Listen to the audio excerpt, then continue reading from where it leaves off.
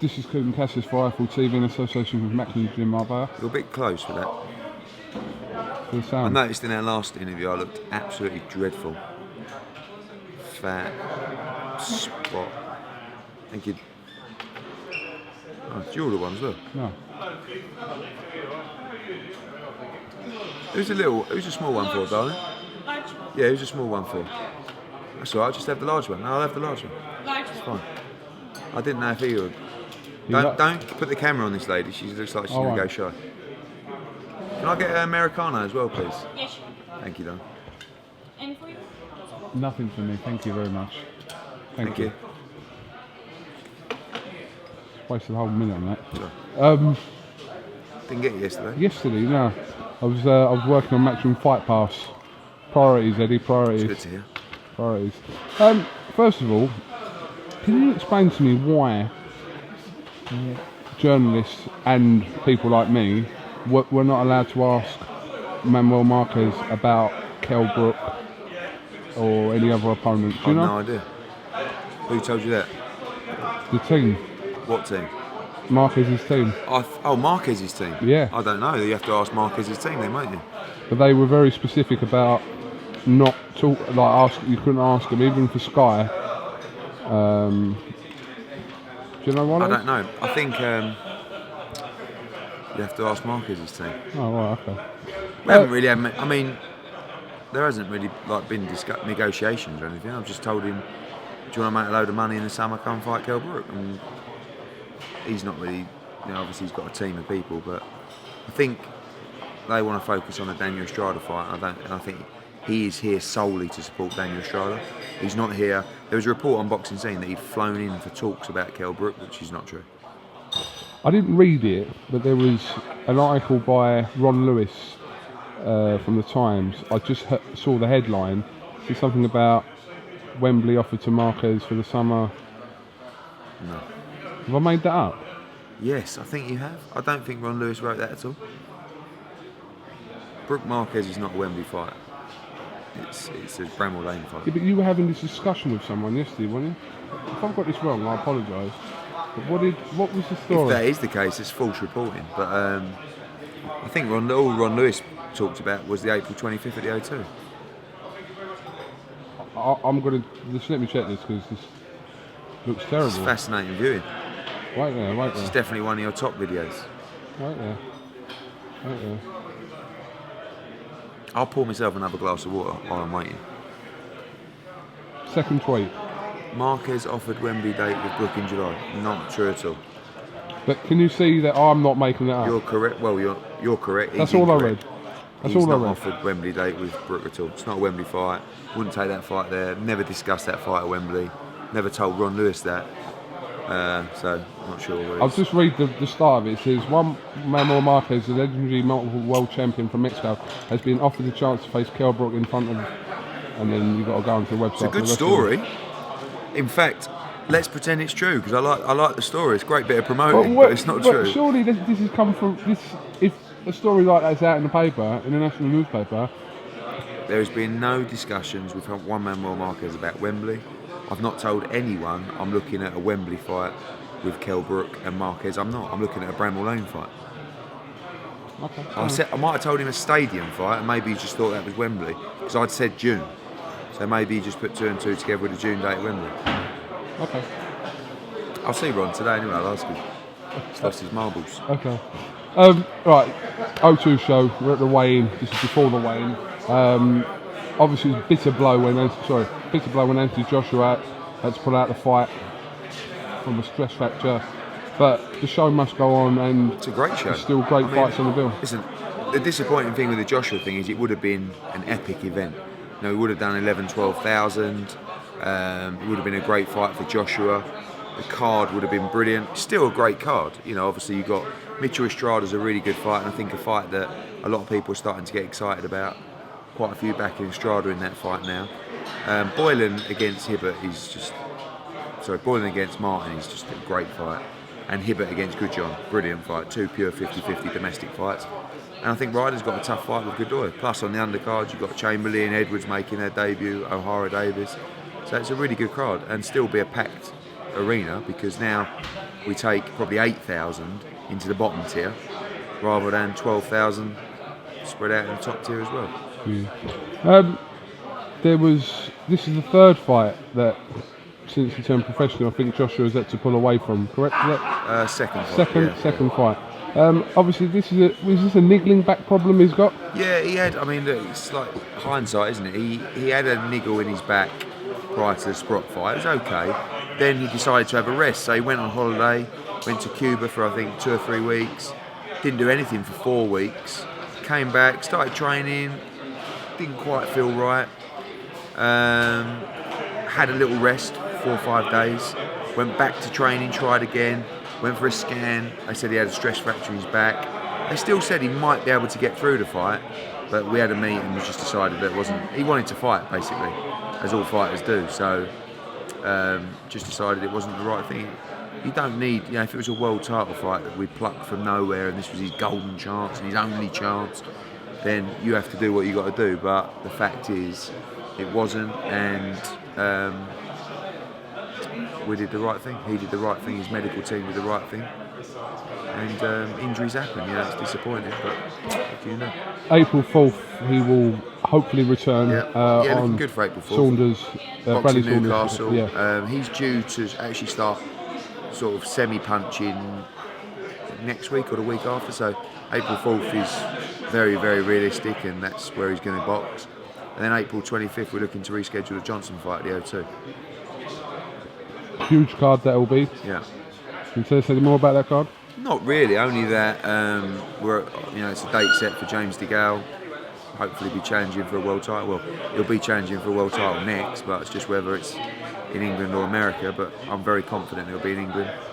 Selby Gradovic, that's the date we're trying to get for that fight as well, on April 25th. I always end up just telling you everything. If DeGALE has to fight in America, then what happens to your show at the O2 then? Just go ahead with Joshua Johnson. Right. Maybe Selby Gradovic as well. Or maybe I switch to Wales and do Selby Gradovic there. Interesting. Right, mate? Adam Smith with a little sneaky winky there. Can you give us an update on Carl Froch's situation regarding his IBF belt and WBA belt? Carl Froch returns from Dubai tonight, where he's been on holiday, resting his arm. I'm in talks with 3 or 4 different teams about a potential fight for him in May or June, and I think he said he's ready to start training again at the end of Feb. So perfect date, May, June. I think you'll see an announcement 3 or 4 weeks. About a fight? Yes. As regards to his 2 world title belts? As regards to his world title belts, you'll probably get an announcement over the weekend. Really? Got a view to do a James DeGALE press conference on Monday. Was trying to get some news out yesterday, but I made that classic mistake again of telling people hopefully Thursday for some news, and then Thursday comes and then you get tweets saying, "Oh, you knob, you said Thursday," and now, so. All right. Well, listen. Unless you want to just. Unless you want to slip in any other news you've got going.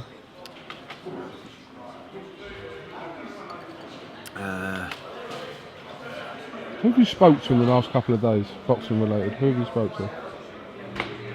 Well, who haven't I spoken to? You spoke to everyone? It's like reeling off names, it's a bit muggy, isn't it? Done it before? I spoke to most major promotional companies in America over the last 3 or 4 days. My old chums are Sowlands. Is Santa Cruz fighting Rigondeaux? Listen, do you know how hard I've been pushing for the Scott Quick fight? If they fight Rigondeaux, I'll be absolutely amazed.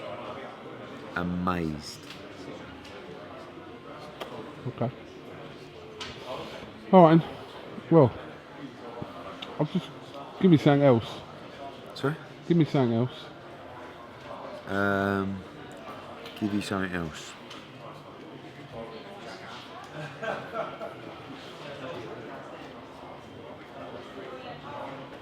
I got 2, maybe 3 new signings coming in the next 2 or 3 weeks. Really? Yes. Domestic fighters? Yes. All domestic fighters? And possibly 2 international fighters. Really? Yeah. Okay. I like this because then you see a thread on the forum saying Eddie's new signings, and then all the. Are any of these fighters yet to turn professional? No, they're all professionals. All professional. Already. What weights? Super feather.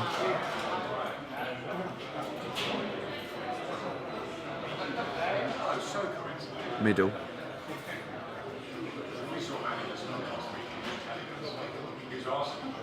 Light welter. That's enough for me. That's good information. All right, and Eddie Hearn. Oh, Right, one more thing.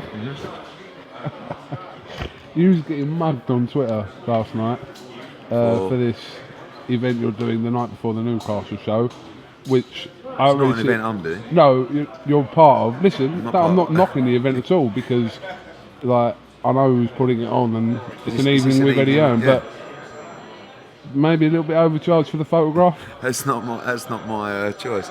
I was asked by Relentless Promotions with Steve Rafe, you know. Yeah. They do a lot of dinners and stuff like that. And they said night before the big show, do you want to come and do a questions and answers event? I said yeah. What's that, Lonnie? Cheese sandwich. No, I'm all about salads. Yeah. So Hilton Hotel, Gateshead, night with me. You coming? Do you have to pay? I suppose so. Yeah. I don't know. I don't want the picture though, so I'll just give the 40 quid for the middle. Okay. I don't want the picture. I might give you a discount for a picture.